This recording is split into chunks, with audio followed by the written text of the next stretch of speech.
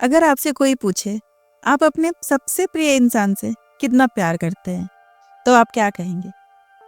सूरज जितना, आसमान जितना, या आपकी अपनी सांसों जितना? लेकिन सोचिए, अगर कोई कह दे नमक जितना, तो आज की कहानी भी सिर्फ एक राजकुमारी की नहीं, ये कहानी है उन शब्दों की जो गलत समझ लिए जाते हैं। अगर आप शब्दों से नहीं, भावनाओं से रिश्ता समझना चाहते हैं तो इस कहानी को अंत तक जरूर सुनिए। बहुत समय पहले की बात है। एक राजा थे, उनकी 3 बेटियां थी। राजा चाहते थे कि उनकी बेटियां सिर्फ राजमहल की रौनक नहीं बने, बल्कि एक समझदार इंसान बने। इसलिए उन्होंने तीनों बेटियों को गुरुकुल भेज दिया। गुरुकुल में रहकर तीनों राजकुमारियों ने विद्या ग्रहण की। कुछ सालों बाद जब तीनों राजकुमारियां विद्या ग्रहण करके राजमहल में वापस आई, तो उनका ढोल नगाड़ों के साथ भव्य स्वागत हुआ। राजा ने एक बहुत बड़ी दावत रखी, बहुत बड़ा आयोजन रखा। जब आयोजन संपन्न हो गया तो राजा के मन में एक बात सूझी। उन्होंने कहा, देखते हैं मेरी बेटियों ने क्या सीखा है। तो राजा ने मंत्री से कहा कि कोई प्रश्न पूछिए, कुछ ऐसा जिससे उनकी समझ सामने आए। महामंत्री मुस्कुराए। मंत्री बोले, महाराज, हम सब तो ये जानते हैं कि आप अपनी बेटियों से कितना प्यार करते हैं। मैं बस ये जानना चाहता हूँ कि बेटियां आपसे कितना प्यार करती हैं। तो राजा ने बोला, ठीक है, पूछिए। तो मंत्री ने सबसे पहले सबसे बड़ी वाली बेटी से पूछा, आप अपने पिताजी से कितना प्रेम करती हैं? वो बोली, जितना सूर्य धरती से करता है महाराज, हर दिन उजाला देता है, उतना ही प्रेम मैं अपने पिताजी से करती हूँ। पूरे दरबार में तालियां बजने लगी। फिर वही सवाल दूसरी राजकुमारी से पूछा गया, आप अपने पिताजी से कितना प्रेम करती हैं?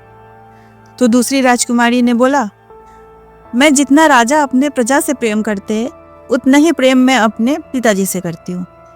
फिर से दरबार में तालियां गूंजने लगी। अब बारी आई तीसरी राजकुमारी की।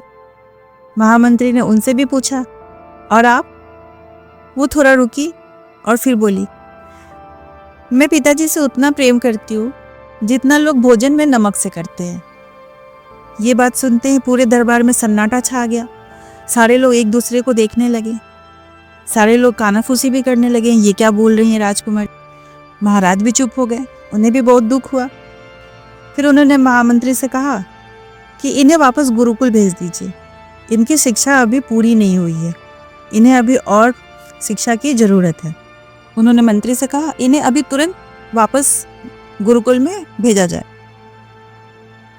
जब महामंत्री राजकुमारी को गुरुकुल छोड़ने लेके जा रहे थे तो उन्होंने रास्ते में उनसे पूछा, राजकुमारी जी, एक बात बताइए, आपने जो जवाब दिया वो तो सबसे सुंदर जवाब था, फिर महाराज ऐसा क्यों कर रहे हैं?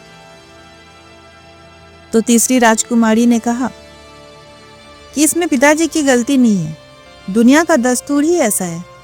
जो बात लोगों की समझ से अलग हो वो अक्सर मजाक बन जाती है। महामंत्री सब समझ गए। वो जब वापस गुरुकुल से आए, शाम को उन्होंने रसोइये से कहा, आज भोजन में नमक मत डालना। शाम में जब महाराज के सामने भोजन का थाल पहुंचा तो सब्जी में नमक नहीं था। जैसे ही महाराज ने भोजन शुरू किया, उन्होंने थाल को हटा दिया। ये कैसा भोजन है, नमक कहाँ है इसमें? और जैसे ही उन्होंने नमक कहाँ है कहा, उनकी आंखों से आंसू गिरने लगे। उन्हें समझ में आ गया कि उन्होंने अपनी ही बेटी को कितनी बड़ी सजा दे दी। तुरंत भागे दौड़े गए गुरुकुल और अपनी राजकुमारी को वापस लेके आए। वापस उसका स्वागत करवाया और सबको समझाया कि मेरी बेटी ने कितना सुंदर उत्तर दिया था। मेरी बेटी गलत नहीं थी, गलत तो हमारी समझ थी। कहानी छोटी सी है मगर सीख बड़ी देती है। दोस्तों, कई बार हम कुछ शब्दों के चक्कर में रिश्तों को खराब कर देते हैं। हर रिश्ता बड़े शब्दों से नहीं बनता। जो रोज साथ होता है ना, वो अक्सर नजर नहीं आता, और जब उसकी कमी महसूस होती है तब समझ आता है कि वो कितना जरूरी था। तो अगली बार किसी के शब्दों पर नहीं, उसके भावों पर जाइए, क्योंकि कुछ जज्बात बोले नहीं जाते, बस महसूस किए जाते हैं। कई बार हम सामने वाले के इमोशन को समझ नहीं पाते हैं। कई बार शब्द वो नहीं कह पाते हैं जो भावनाएं कहती हैं। तो असली इमोशन को समझना शुरू कीजिए, पहचानना शुरू कीजिए, तब जाके रिश्ते मजबूत बनेंगे, वरना रिश्ते टूटने में देर नहीं होती है।